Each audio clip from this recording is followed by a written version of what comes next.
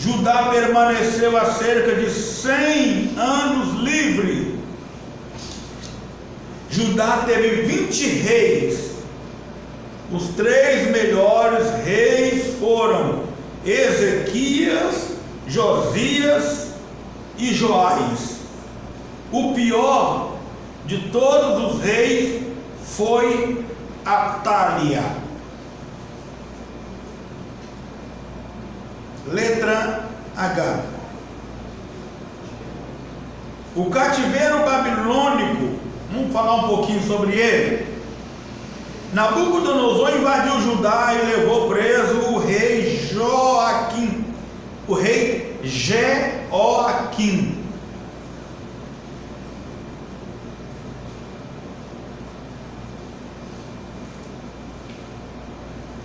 Levou também cativos os melhores da família real, inclusive Daniel foi levado cativo também no meio. A contagem dos 70 anos de exílio começou em 606 a.C., quando 3 anos depois Jeoaquim se rebela contra Nabucodonosor. Depois disso, Nabucodonosor volta, saqueia o templo e leva Joaquim, filho de Jeoaquim, além de 10.000 outros judeus, entre príncipes e oficiais. A aristocracia judaica põe Zedequias, irmão de Jeoaquim, como rei em lugar deste. Levou também cativo o profeta Ezequiel. Finalmente, em 587 a.C., Jerusalém é sitiada por Nabucodonosor. Depois de 1 ano e meio de cerco, acaba a resistência de Jerusalém. Acabaram-se os alimentos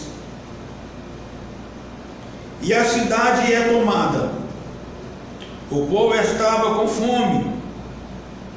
O rei Zedequias foi capturado quando tentava fugir, sendo levado até Nabucodonosor, onde teve os olhos vazados, furados, sendo depois levado para a Babilônia. Alguns remanescentes pobres foram poupados, mas acabaram fugindo para o Egito. Então Nabucodonosor, ele invade ele invade Israel, e quando ele invade Israel, o rei Zedequias é capturado, Quando ele invade Israel, Israel começa a ter falta de mantimento. Por quê? Porque a porta da cidade foi fechada, nada entrava e nada saía. Então o mantimento foi acabando. Então a nação teve que se entregar, Não tinha nada para comer, teve que se entregar. O rei Zedequias aqui foi capturado, levado para a Babilônia, e alguns remanescentes pobres ficaram. Eles só levaram para a Babilônia,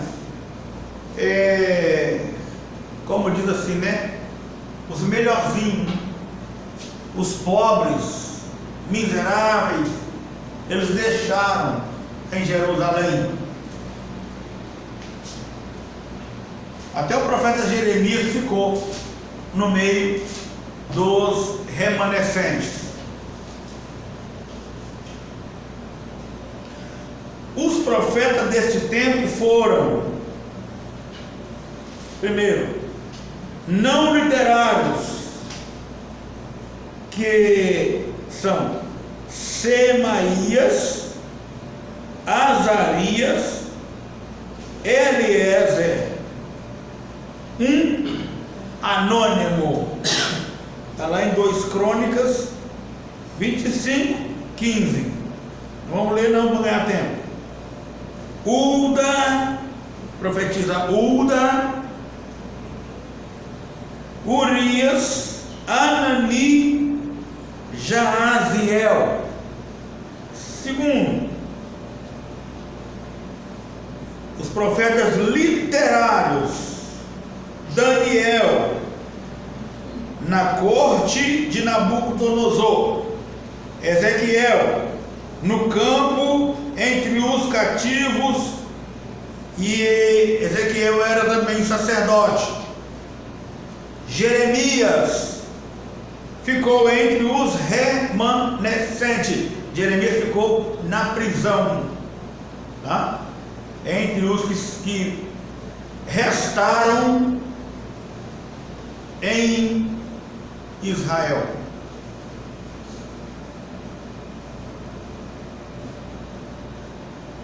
Foi quando Jeremias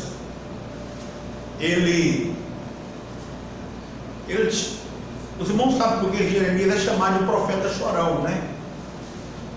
Ele é chamado de profeta chorão ou profeta das lágrimas, porque Jeremias profetizou 40 anos sem ver o cumprimento da sua profecia e só levando chicotada. É colocado no calabouço, no poço, na fossa, dentro do bueiro. Essa história que quando joga Jeremias lá no bueiro, Jeremias atola mais ou menos até um umbigo, no meio da lama, misturada com fezes, 3 dias e 3 noites. Aí eles tiram Jeremias de lá e falam: agora vão levar você diante do rei, e você tem 150 profetas profetizando a favor do rei, só você que é contra, vai e profetiza a favor. Ele chegava lá e profetiza contra de novo. Pega Jeremias, coloca no tronco e ali dá nele 40 chicotadas. Depois dele todo marcado de chicotadas, leva ele diante do rei e fala: agora você vai lá e profetiza a bênção. Ele profetizava a palavra de Deus. Pegaram Jeremias, como eu já disse aqui, colocou lá agora pega ele e coloca na prisão.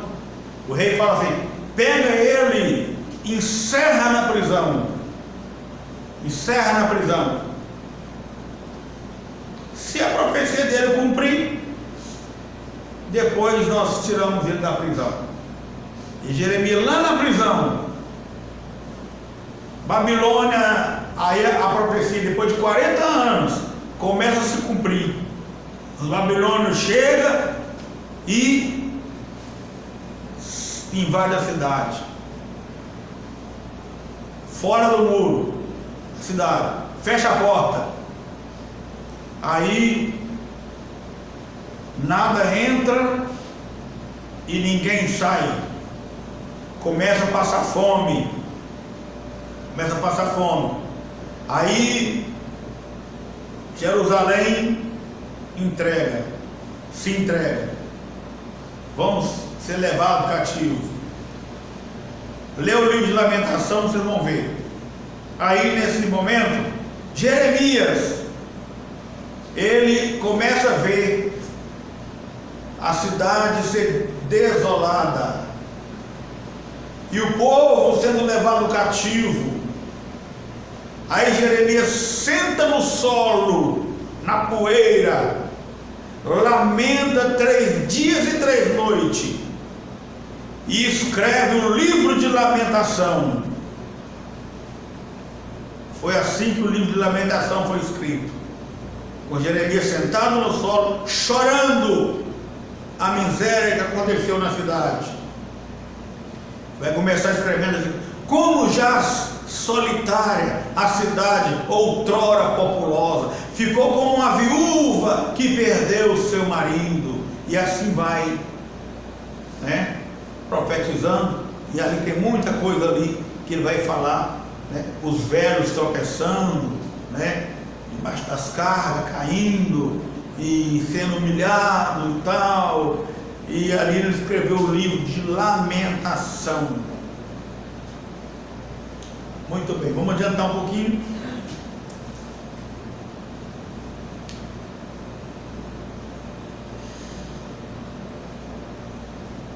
Reino do Sul, né? O Reino do Sul, Judá, teve 2 tribos, Judá e Benjamim. Algumas famílias de outras tribos se uniram. Eu já falei isso aqui. Nós estamos na letra H. Aqui, ó, segundo parágrafo. Depois disso, Nabucodonosor volta a saquear o templo e leva Joaquim, filho de Jeoaquim. Você já leu? Está na outra. Mas estão cá embaixo. Ah, os anônimos. Isso, o cativeiro do Israel da idolatria. Muito bem, obrigado, viu? Cativeiro do Israel da idolatria. Muito bem. Então, o cativeiro curou. Agora nós vamos ver aqui, irmão, o benefício que esse povo tiveram lá no cativeiro. O cativeiro serviu de punição para eles, mas também serviu de benefício. Ó, o cativeiro curou Israel da idolatria até hoje.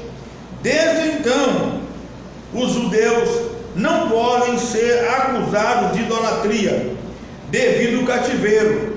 As escrituras passaram a ser estudadas e surgiram as sinagogas. Então, o cativeiro trouxe benefício para aquele povo. Primeiro benefício, curou eles da idolatria. Hoje Israel não é mais idólatra. Não é idólatra.